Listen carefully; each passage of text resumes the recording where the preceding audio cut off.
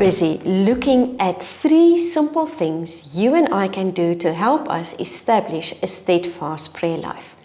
In our previous session, we said step 1 would be to set a specific time that you can keep to as often and as best as you can throughout your life. Also, we said you have to do this 7 days a week. We cannot take off over weekends because we don't go on holiday from God.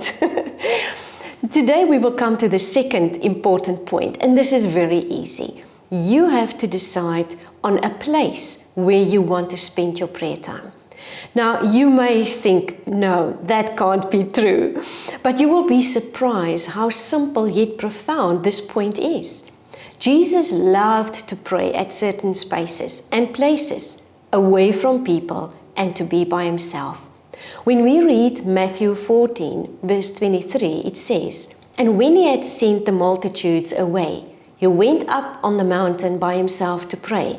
Now when evening came, he was alone there." Also in Luke 6, verse 12, it says, "Now it came to pass in those days that he went out to the mountain to pray and continued all night in prayer to God." Other scriptures show that Jesus also often went to pray in Gethsemane, like he did on the final night when he was betrayed. That night, Jesus spent 3 hours in prayer before the soldiers came to arrest him. Judas knew of this habit of Jesus and that he would find him there. Again, the application of this point in your and my life will be different for different people. There is, however, something special about having a set place for prayer. This place can be in a corner in your room or in the living area or in a separate room or maybe outside somewhere, at work, before you start, at school and so on. Ask the Lord to show you a place where you can spend most of your times in prayer. Such places really becomes like a sanctuary of peace. An open heaven starts to be formed in the spirit around and above us.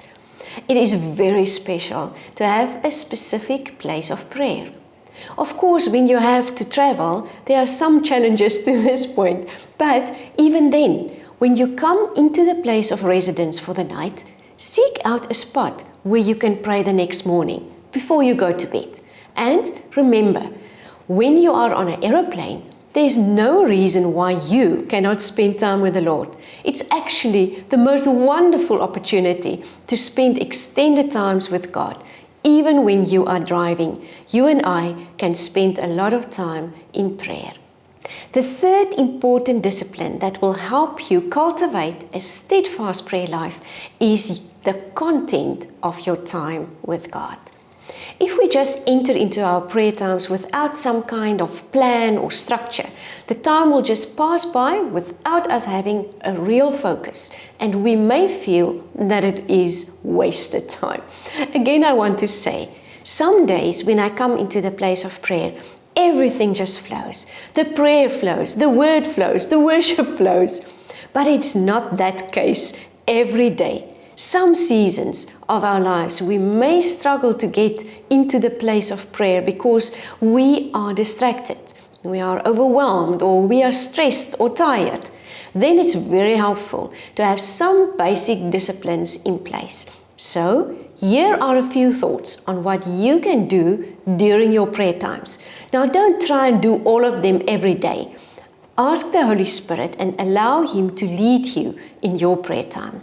The first thing that's very easy and enjoyable is to spend time in praise and worship. Here you can worship God spontaneously from your heart by singing love songs to the Lord. You can also use a DVD or some online music. Or if you are able to play an instrument, you can worship the Lord on your instrument. You can also just pray sentences of worship and adoration. It doesn't have to be singing.